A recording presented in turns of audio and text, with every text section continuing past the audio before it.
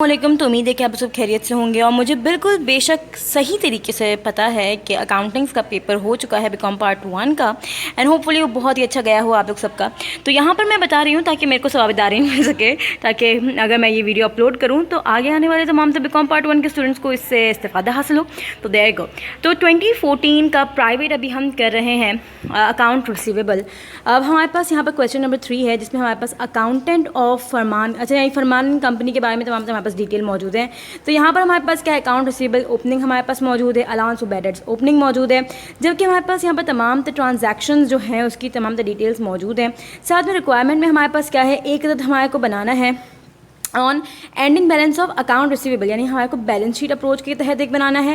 ये दो तरीके से हमारे को कंप्लीट करना है इस क्वेश्चन को। तो सबसे पहले हमारे को बैलेंस शीट अप्रोच से करना है और दूसरा करना है हमारे को इनकम स्टेटमेंट अप्रोच। अब मुझे पता किस तरीके से चला कि बैलेंस शीट अप्रोच है, क्योंकि अगर यहाँ पर आपके पास लिखा हुआ आए कि एंडिंग बैलेंस हमें मालूम करनी है in a form of account receivable के तहत, तो हमारे पास समझ जाना है कि वो बैलेंस शीट अप्रोच है। अगर आपके पास ऑन क्रेडिट सेल्स के तहत बनानी है, किसी भी किस्म की कोई भी रिक्वायरमेंट में अगर मौजूद है, तो आपको समझ जाना है कि वो इनकम स्टेटमेंट अप्रोच के तहत बनानी है। अच्छा जी, तो अब हमारे पास सबसे पहले यहाँ पर जो हमारे पास जो ट्रांजैक्शंस जो हुई थी ड्यूरिंग द ईयर, सबसे पहले हम उसकी बना लेंगे तमाम तर जनरल जर्नल एंट्रीज। तो सबसे पहले हमारे पास कैश सेल्स, तो हमेशा कैश सेल्स में जो हमेशा एंट्री बनती है cash debit and sales credit. Credit sales में जो हमेशा बनती है वो बनती है हमारे पास account receivable debit sales credit, जबकि हमारे पास कैश कलेक्शन में जो बनता है account cash debit and account receivable credit. And then हमारे पास जब भी किसी भी किस्म का कोई भी सेल्स रिटर्न एंड अलाउंस होता है तो sales return and allowance debit and account receivable credit. अब देन हमारे पास यहाँ पर एक और जो हमारे पास है सेल्स रिटर्न तक हुआ है हमारे पास रिटर्न एंड अलाउंस। अब देन हमारे पास कस्टमर अकाउंट रिटर्न ऑफ में हमेशा हमारे पास एक एंट्री बनती है जो कि होती है allowance of bad debts debit and account receivable credit. And then हमारे पास यहाँ पर प्रीवियसली रिटर्न ऑफ मौजूद है, जो हमेशा उसकी दो एंट्रीज बनती हैं, 700 रुपये की बनेगी। Account receivable debit and allowance of bad debts debit, account receivable debit account receivable debit and allowance of bad dates credit, fumble हो गया। एंड देन जो सेकंड बनती है एंट्री वो होती है cash debit and account receivable credit. And then हमारे पास जो आखिरी जो बनी है वो कुछ इस तरीके से हमारे पास मौजूद है कि at end of the period customers account showed credit balance. तो क्रेडिट बैलेंस में हमेशा जो हमारे पास जो एंट्री बनती है वो होती है account receivable debit and advances from customer credit. And then without any hesitation हम लोग फटाफट स्टार्ट कर देंगे। हमारे जो सबसे पहले जो रिक्वायरमेंट हमारे पास जो है वो है बैलेंस शीट अप्रोच के तहत हमें बनाना है। तो वो हमेशा इस वाली ऐसी होती है जिसमें हम सबसे पहले हम हमेशा बनाते हैं T account. Before starting with their requirement हम लोग हमेशा पहले बनाते हैं टी अकाउंट जो कि है अकाउंट रिसीवेबल का। तो बैलेंस हम लिखेंगे जो कि हमारे पास स्टार्टिंग हमारे पास ओपनिंग की थी 10,000 रुपये, वो हमने लिख दी। कभी कभार क्वेश्चन में आता है कि डेबिट है कि क्रेडिट, तो अगर आपके पास नहीं यहाँ पर अमाउंट लिखी हुई कि कौन सी तरफ है तो आपने समझ जाना है इसकी जो हमेशा जो एंट्री होती है वो डेबिट साइड होती है और अलाउंस ऑफ बैड डेट्स की जो होती है वो हमेशा क्रेडिट साइड पे लिखी जाती है। ठीक है जी। अब हमारे पास जो एंट्रीज में जहाँ पर अकाउंट रिसीवेबल आया है, इधर वो डेबिट साइड पे आया है या फिर क्रेडिट साइड पर, आपने उसी तरीके से आपने उन तमाम तरह अमाउंट को लिख देना है। एंड देन हम लोग को दोनों इक्वल्स करनी है दोनों की अमाउंट। तो हमारे पास हमने देखा कि कहाँ पर कमी आ रही थी, यहाँ पर कमी आ रही थी इतनी अमाउंट की, तब जाके ये बनता है 9070000। तो हमने ये वाली अमाउंट ऐड कर दी। तो ये वाली अमाउंट को लेते हुए अब हम अपना आंसर सॉल्व करेंगे, जिसमें हमारे पास सबसे पहले जो था बैलेंस शीट अप्रोच थी जिसमें हमारे पास 5% ऑन एंडिंग बैलेंस था। तो अब हमारे पास इसकी जो तरीका है वो बनाने का सॉल्व करने का कुछ इस तरीके से है कि allowance of bad debts end is equals to account receivable end multiply by rate of bad debts. तो rate of bad account receivable का सबसे पहले हमने एंड कहाँ से निकाला, जो हमने टी अकाउंट बनाया था दोनों अमाउंट को इक्वल करने के लिए जो हमने अमाउंट ऐड की थी वो अमाउंट हमारे पास कहलाएगी अकाउंट रिसीवेबल का एंड।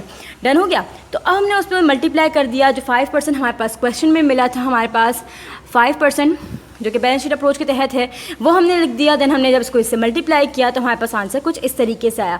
और जब भी हम ये आंसर हमारे पास निकलता है, यानी हमने अलाउंस ऑफ बैड डेट्स का एंड निकाला है, वो हमेशा हम जब भी टी अकाउंट बनाते हैं अलाउंस ऑफ बैड डेट्स का, तो वो उसके हमेशा डेबिट साइड पर लिखा जाता है।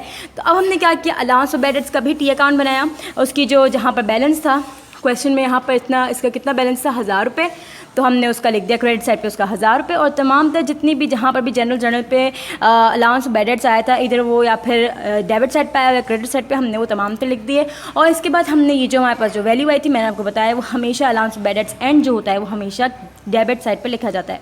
एंड देन अब देखना हमने कि दोनों के दोनों इक्वल हों, तो अगर यहाँ पर इक्वल नहीं थी तो हमने यहाँ पर इन दोनों को इक्वल करने के लिए अमाउंट को हमने इतना जब अमाउंट ऐड की, आसान तरीका क्या है, आपने ज़्यादातर अमाउंट देखना है आप कहाँ पर है, ये वाली अमाउंट ज़्यादा है तो आपने पहले इसको ऐड कर लिया, देन फिर आपने ऐड करने के बाद उसकी अमाउंट साइड पे लिख देनी है, फिर आपने उस अमाउंट को साइड पे रख दिया, देन फिर आपके पास यहाँ पर जो अमाउंट है पहले उसको कैलकुलेट किया, फिर इस वाले अमाउंट को इससे माइनस किया, फिर आपके पास इजीली आंसर आ जाएगा। तो आप इन दोनों को आसानी से इक्वल कर सकते हैं, ठीक है जी। एंड देन हमेशा अगर क्रेडिट साइड पर हमेशा हमारे पास अगर कमी होती है तो बैड डेट्स एक्सपेंस मौजूद होता है, तो उस पर हमारे पास जो बनती है एंट्री वो हमेशा दो होती हैं, एक होती है bad debt expense debit and allowance for bad dates credit, expense and revenue summary debit and bad debts expense credit. Done हो गया। क्योंकि हमारे पास यहाँ पर क्वेश्चन यहाँ पर पूरा कंप्लीट नहीं होता, अभी इन्होंने हमें साथ में बताया था कि क्रेडिट सेल्स भी मालूम करनी है, यानी कि इनकम स्टेटमेंट अप्रोच के तहत भी हमारे को एक अदद क्वेश्चन सॉल्व करना है। तो पहला हमारे पास बैलेंस शीट अप्रोच के तहत हो गया कंप्लीट। अब यहाँ पर इन्होंने पार्शियल बैलेंस शीट के बारे में कुछ भी नहीं कहा, तो हमारे को कुछ भी नहीं बनाना, अपने हिसाब से हमारे को कुछ भी एडिशन नहीं करना। तो अब हम डायरेक्ट मूव होते हैं टू दी अकाउंट रिसीवेबल, हम मतलब इनकम स्टेटमेंट अप्रोच के तहत हम लोग को निकालना है इसका आंसर। अब देन हमारे पास क्या है, इनकम स्टेटमेंट अप्रोच के हमेशा जो होती है कि नेट सेल्स मालूम करना होता है। तो हमेशा हमारे पास जो पहले जो हम देखें नेट सेल्स, यहाँ पर हमारे पास फ़ोन से नहीं पता चलेगा हमारे पास नेट सेल्स। अब हमारे पास हमेशा आप दिमाग में रखें कि सेल्स में से माइनस करते हैं सेल्स रिटर्न एंड अलाउंस, तो उसके बाद हमारे पास जो आंसर आता है वो कहलाता है नेट सेल्स। अब आप नेट सेल्स कौन सी लिखेंगे, सेल्स हमेशा आप लिखेंगे वो वाली जो कि क्रेडिट सेल्स, जो कैश सेल्स नहीं लिखते, क्रेडिट सेल्स जो होती है उसको आप माइनस करेंगे सेल्स रिटर्न एंड अलाउंस पर। यानी आपके पास ये तमाम जो एंट्री मौजूद थी, जो ट्रांजैक्शन जो हमारे पास कंप्लीट हुई थी, उसी के अंदर आपके पास क्रेडिट सेल्स मौजूद है, उसको आप सेल्स लिखेंगे 78,000 और उसी में से आप माइनस कर देंगे सेल्स रिटर्न एंड अलाउंस। तो हमारे पास जो आंसर आएगा वो कहलाएगा नेट सेल्स, ठीक है जी। अब देन हमारे पास उसी में अब हम बैडेड एक्सपेंस निकालेंगे, bad debt expense is equals to net sales multiply by जो हमारे पास क्वेश्चन में ही सेकंड वाले में 2% हमारे पास दिया हुआ है क्रेडिट सेल्स का रेट ऑफ बैड डेट्स लिख देंगे, ठीक है। नेट सेल्स हमारे पास कितनी निकली थी 77300, उसको मल्टीप्लाई कर देंगे रेट ऑफ बैड डेट्स से, ठीक है। तो हमारे पास जो आंसर आया वो कहलाएगा 1546 जो कि बेटर एक्सपेंस है। अब हम इसकी बनाएंगे एक अदद एंट्री।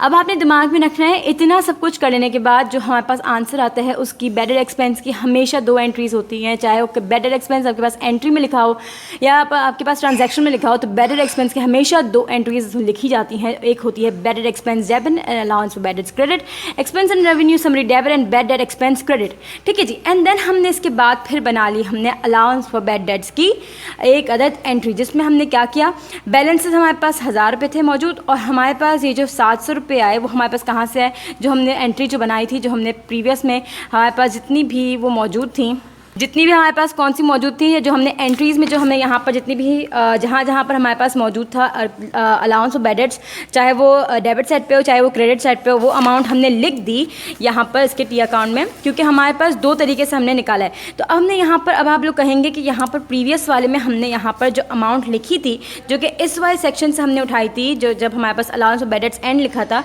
तो हमने यहाँ पर ये वाली अमाउंट लिखी थी, तो वो अमाउंट लिखेंगे कि नहीं, तो अब ये वाली अमाउंट नहीं लिखेंगे, क्योंकि हमारे पास 2390 हमने निकाला था इन बैलेंस शीट अप्रोच के तहत। तो आप खाली सिंपल उतना ही बैलेंस अपना टी अकाउंट में लिखेंगे जितना आपके पास account allowance of bad debts T आपके जो जनरल जर्नल में निकला हो, ठीक है। जनरल जर्नल में जहाँ पर चाहे वो क्रेडिट साइड पे हो चाहे वो डेबिट साइड पे हो, वही अमाउंट बस खाली आपने लिखनी है।